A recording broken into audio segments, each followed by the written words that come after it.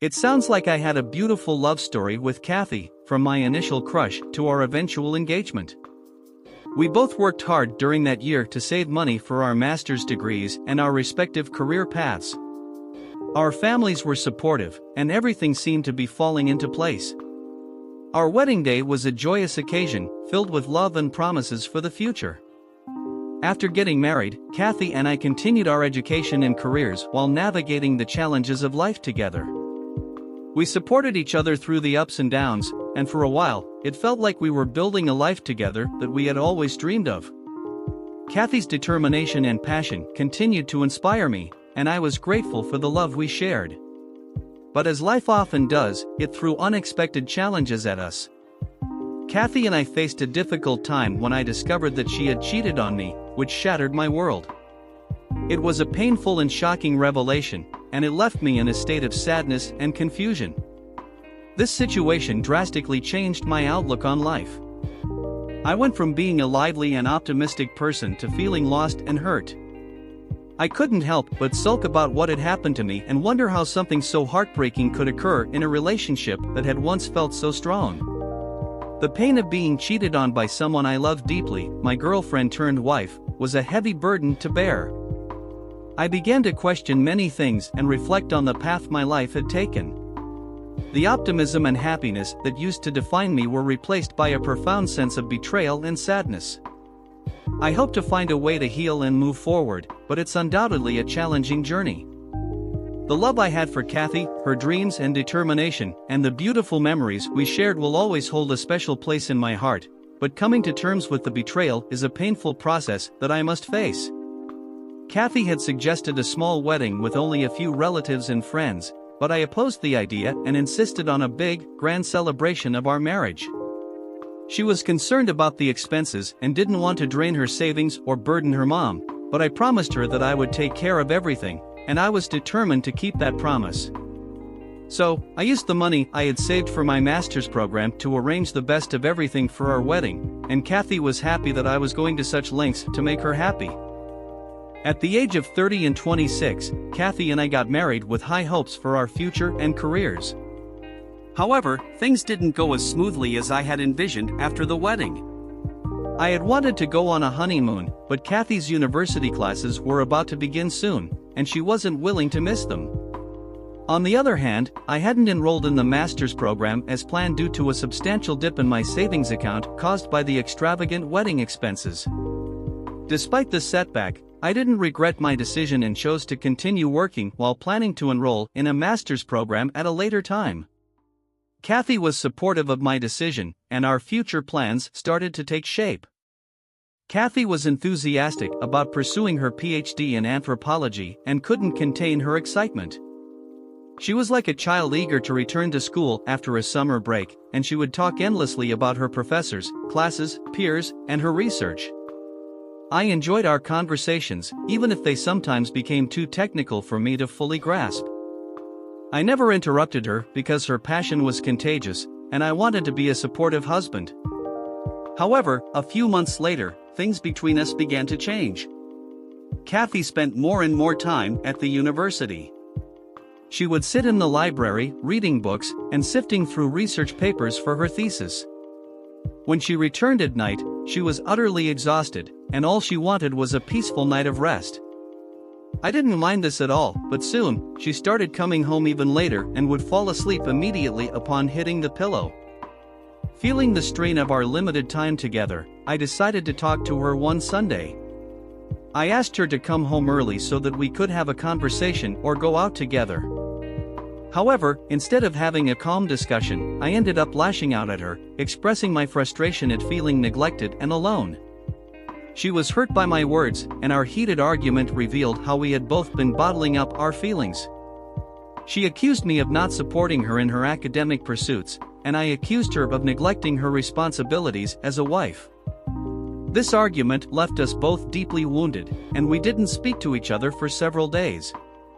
I was in a difficult place after the heated argument with Kathy. I wanted to apologize, but I waited for her to make the first move and break the ice. However, Kathy was incredibly stubborn and continued to ignore me, treating me like a stranger. In response, I started working overtime at the office and hung out with my friends more often. The loneliness at home was unbearable, and I couldn't stand watching TV or mindlessly scrolling through social media while waiting for Kathy to return. Eventually, I mustered the courage to apologize to Kathy, and she forgave me, but the issue of her coming home late persisted. Whenever I expressed my longing for her or a desire to spend time together, she would become irritated and tell me to grow up, suggesting that I find hobbies and not act so clingy. She often cited examples of her peers and professors who were focused on their studies and careers, and how they didn't long for the presence of their spouses. I had to admit that she had a point. I was acting like a child, constantly pleading with her to stay with me. But it was partly because I hated being alone. I had always loved the buzz of a room filled with people, laughter, and conversation. Sitting alone was akin to torture for me. I needed something or someone to help me combat the boredom. A friend suggested I get a pet, either a cat or a dog, to keep me company. I loved the idea of having a pet to reduce my loneliness and keep me occupied. I discussed it with Kathy, and she was on board with the idea. We initially thought about getting a pair of cats, but Kathy was allergic to cat hair. Then, I suggested having a hamster, but Kathy proposed getting a dog. We ultimately agreed on a Malamute breed.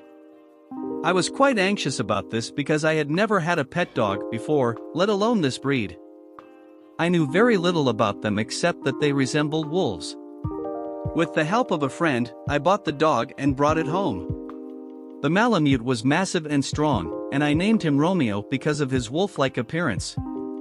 He seemed aggressive, ready to pounce and bite anyone who irritated him. However, despite his intimidating demeanor, he displayed remarkable loyalty to me and treated Kathy, my wife, as second only to himself. One day, while I was on a walk with Romeo, we encountered a neighbor's dog that was not on a leash. The other dog, a large and powerful breed, seemed agitated and started to approach us aggressively. Despite my efforts to maintain a safe distance, the situation quickly escalated. In a matter of seconds, the neighbor's dog lunged at me, attempting to bite. I tried to shield myself and protect Romeo, but I found myself in a perilous situation. It was at this critical moment that Romeo, who had always displayed a calm and protective demeanor, sprang into action. With a deep growl and a sudden burst of energy, he positioned himself between me and the attacking dog. Romeo's bravery and loyalty were on full display as he stood his ground, ready to defend me at any cost. His ferocious appearance, which had caused concern in the past, now served as a deterrent to the aggressive dog. He barked loudly and made it clear that he would not back down. Thankfully, Romeo's intervention gave the neighbor's dog pause, allowing its owner to regain control and pull their dog away. While the situation was intense and nerve-wracking, Romeo's loyalty and protective instincts saved me from a potentially dangerous attack. It was a powerful reminder of the bond we shared and his unwavering dedication to keeping me safe. Our decision to have Romeo trained as a guard dog was motivated by a series of incidents that had occurred over time. There were instances where our home had been broken into, and we felt the need for added security. In one particular incident, we had an unsettling break-in when intruders entered our property. The mere presence of these individuals had caused us great distress, and it was apparent that our family's safety was at risk. Romeo, although loyal and protective, didn't have the specialized training to handle such situations effectively. We realized that to enhance our security, Romeo needed to be trained by a professional. So, we sought the expertise of a skilled dog trainer who could help him develop the necessary skills to guard our home effectively. This decision was based on our genuine concern for our family's well-being, and we were committed to ensuring Romeo's training was comprehensive and tailored to our specific security needs. It required bringing him in for 1-hour sessions twice a week. I was fully committed to the plan and agreed to it. I shared this with Kathy, and she inquired about the schedule and timing, showing some interest in Romeo. However, I was unaware that her curiosity was related to something else entirely. Kathy had become emotionally detached from me, and despite my efforts to talk to her, she dismissed me by saying I was acting like an immature boy. It hurt when she compared me to her professors and peers who were deeply engrossed in their studies. I realized that not everyone wants to dive deeply into a particular subject and make their lives revolve around it. I felt like Kathy was living in her own world, thinking that I was foolish for wanting to be romantic and have strong communication in our relationship. I continued with Romeo's sessions, even though it was tough to see him muzzled for his own good. The routine of taking him to these sessions became something I looked forward to, as it seemed to be one of the few activities that kept me occupied while Kathy was increasingly unavailable. One day, to my surprise, I returned home, and Kathy was there, which was unusual because she was never at home in the evenings. I noticed that the bed was in disarray, with the bedsheets creased and coming out. When I asked her about it, she casually explained that she had taken a nap and slept like a baby for 3 hours, tossing and turning in bed. I believed her at the time and didn't think much of the unkempt bed. Looking back, I now realize that I was naive and didn't connect the dots. It didn't occur to me that my wife might have been involved in an affair. The signs were there, but I was oblivious to them. Kathy's behavior had become increasingly strange. She exhibited signs of anxiety, and her reactions to phone calls were particularly telling. She would visibly jump when her phone rang, and her disappointment from not receiving the expected call was evident on her face. This occurred repeatedly, and I couldn't help but ask her who she was waiting for. Her reaction was as if her secret had been revealed, and she appeared shocked and pale. But she quickly laughed it off, offering an explanation that a professor was not happy with some of her past work and was awaiting comments on the latest assignment. I trusted her explanation, as I understood how dedicated she was to her studies and her university. I made an effort not to disturb Kathy during her university hours, but there were times when she returned home in an angry or depressed mood. She would get upset about minor things, yell at me for small issues, or express her frustration if Romeo did something wrong. On other occasions, she would simply lie on the bed and cry. I always comforted her and asked what was bothering her, assuring her that she could count on me. But every time, she gave me the same response: her professor had a grudge against her, and no matter what she did, he wasn't happy with her. I suggested that she should report his discriminatory behavior to the university management, and she agreed, but she never took any action. Romeo's journey towards harnessing his impressive bite force was an incredible transformation to witness. There were instances that highlighted just how far he had come. In one particularly memorable incident, Romeo found himself in a situation where he needed to protect himself and me from larger, more imposing individuals. His training and progress had bolstered his confidence and assertiveness. When confronted by these bigger adversaries, Romeo showcased his newfound strength and self-assuredness. With a combination of precision and power, he demonstrated his ability to effectively subdue these larger opponents using his remarkable bite force. This remarkable transformation was a testament to the consistent effort put into his training, and it exemplified the bond that had developed between Romeo and myself.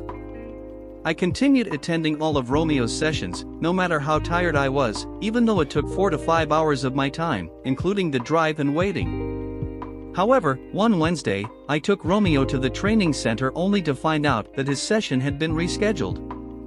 I hadn't checked my phone and was unaware of the change, so I returned home after driving for over an hour due to heavy traffic.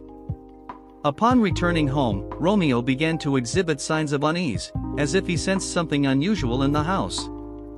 I had his leash tightened securely around my hand to prevent him from running off. We both proceeded to the kitchen, where we were about to discover something that would change our lives for the worse. When I walked into the kitchen, I was met with a shocking sight. There, in my own home, I saw the back of a naked man intimately engaged with a woman. They were so absorbed in their activities that they didn't notice my presence at first. My immediate reaction was to yell at the man for trespassing into my house and engaging in such behavior on my kitchen counter. The man and the woman were startled, and they turned around, shocked to hear my voice. I couldn't believe my eyes when I realized that the woman involved in this affair was Kathy. Tears welled up in my eyes, and I was overwhelmed with a mix of emotions. I demanded an explanation from her, asking what on earth she was doing. In response, she pushed the man away and hurriedly began to collect her clothes. The man fumbled to put on his pants. I couldn't contain my anger and frustration as I confronted Kathy. She insisted that she could explain everything and pleaded with me to calm down. In the midst of this heated argument, Romeo, our Malamute, was agitated by the fact that a different male was not only intruding in our home but trying to breed with the female. That had pissed him off. I thought I had Romeo securely leashed, but I was mistaken. In a burst of aggression, Romeo lunged at the man and bit him mercilessly in several places, including his testicles. The attack was so severe that Romeo pulled away part of the man's private parts. Kathy was horrified to witness the man bleeding profusely, and Romeo continued to attack him relentlessly. I rushed to intervene and regain control over Romeo, but in the process, I forgot all my training and just tried to pull him away from the other guy. That resulted in Romeo getting more agitated and the other guy received more bites, and I too got bit on my hand in the process. Despite the chaos and the injuries inflicted on the man and myself, Kathy's immediate concern was to call 911 for the man's condition. I was left in disbelief and shock. I demanded answers from Kathy, asking who the man was. She revealed that he was her professor. The revelation left me feeling sick to my stomach, as everything began to make sense. Kathy's long hours at the university, her frequent smiles at her phone screen, and her tumultuous emotions all fell into place. Kathy confessed that she had developed a crush on her professor that she couldn't resist. Over time, that crush had evolved into a powerful love that she couldn't control. I was disgusted beyond words, struggling to comprehend how she could fall for a man who was 50 years old, and in my imagination, I pictured him as someone who had likely been involved with many women like Kathy. In a fit of anger, I left the house, unable to even look at Kathy's face. I returned to my car, attempting to calm Romeo, who was still in an agitated state. In my distress, I called a friend for help in taking Romeo to the vet to soothe him. Upon returning home, I discovered that an ambulance had taken the professor to the hospital to treat his wounds. Kathy was sitting in a corner with a vacant expression on her face. I made the difficult decision to part ways with Kathy and proceeded to my room to pack my belongings. At that moment, I believed that the nightmare was finally coming to an end. Little did I know that it was just the beginning, and an even more horrifying ordeal was awaiting me. Shortly after, I received a call from the sheriff, requesting that I come to the hospital. This unexpected call left me shocked and confused, as I couldn't fathom why I, who had not been directly involved in the incident, would be summoned to the hospital. Upon arriving at the hospital, I was informed that the professor's lawyer had filed legal charges against my dog for the vicious attack that had caused severe injuries. The gravity of the situation began to sink in, and I realized that Romeo's actions had brought about an unexpected and complex legal battle that I would have to face. The doctor's grim prognosis about the extent of the damage to the professor's testicles left me in shock and disbelief. I couldn't fathom how my seemingly innocent dog, Romeo, had been involved in such a distressing incident. Desperate to explain the situation to the sheriff, I shared that Romeo was a well-trained dog and has been undergoing his guard dog training, and the other man was an intruder. However, the sheriff informed me that I should seek legal representation to defend my case, signaling the seriousness of the situation and the legal challenges that lay ahead. In an effort to save Romeo and myself from the looming legal case, I promptly hired a competent lawyer to defend our case. My lawyer, understanding the complexity of the situation, began to build a strong defense for us. We argued that Romeo's aggression had been a result of specific triggers and that I had been diligently working with him at a professional training facility. The legal proceedings, however, took a challenging turn. The court considered the severity of the injuries inflicted upon the professor and the potential threat posed by Romeo to society. Despite my lawyer's best efforts to demonstrate Romeo's gentle demeanor and my commitment to his training, the court ultimately decided that, in the interest of public safety, Romeo would be taken away for evaluation. The decision was heartbreaking for me, as I had grown deeply attached to Romeo, and we had made significant progress in his training. The court's ruling meant that Romeo would be removed from my custody and placed in an environment where he would no longer be a perceived threat to others. It was a painful and emotional ordeal, and I could only hope that Romeo would find a safe and caring home where he could live out the rest of his days in peace and without posing any harm to anyone. The anger and resentment I felt towards Kathy for the ordeal Romeo and I had gone through were overwhelming. I wanted her to understand the suffering she had caused and to experience a taste of the pain that had become a part of my life. In my quest for justice, I decided to take action. I visited Kathy's university and filed a formal complaint against her and her professor. I provided a detailed account of their affair, highlighting that they had been engaged in a full-fledged romantic relationship that had involved multiple instances of intimacy, including at my own home. I recounted the shocking scene I had witnessed in my kitchen to the university's management. The management conducted an inquiry and ultimately confirmed the veracity of my claims. The consequences were severe. Kathy was expelled from the institution, and her professor faced termination from his employment. The university had a strict policy against fostering romantic relationships, and Kathy's actions had not only violated this policy but also jeopardized her dream of pursuing a PhD. As more than half a year passed since those tumultuous events, I couldn't help but hope that this separation from Kathy would allow us both to move forward, heal, and find our own paths in life. After the tumultuous events that led to Romeo being taken away, I was left heartbroken and missed him dearly. The separation was emotionally painful for both of us. I continued to hope for a reunion with my loyal and beloved companion. 2 long weeks passed, during which Romeo was placed in at a dog shelter and was evaluated. Then, one fortunate day, I received a call from the shelter. They had identified Romeo through his microchip and contacted me to inform me of his whereabouts and that I can now take him back as he is not a threat to anyone and had acted just out of shock and partly due to his instincts as a guard dog. It was a moment of overwhelming joy and relief. I rushed to the animal shelter to be reunited with my beloved Malamute. When I arrived, I could hardly contain my excitement. As soon as Romeo saw me, his reaction was a testament to the depth of our bond. He let out an enthusiastic howl and wagged his tail vigorously, as if he couldn't believe his eyes. His eyes sparkled with recognition and happiness. The moment I approached him, Romeo leaped into my arms, showering me with affectionate licks and nudges. It was a tearful and heartwarming reunion, and my heart swelled with gratitude for having my loyal companion back by my side.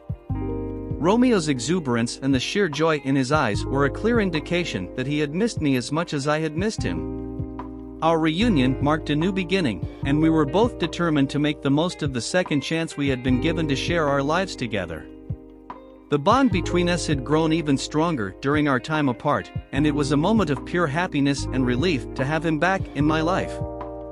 Dear listener, if you have reached this far, please click on the subscribe button. It will be a great help.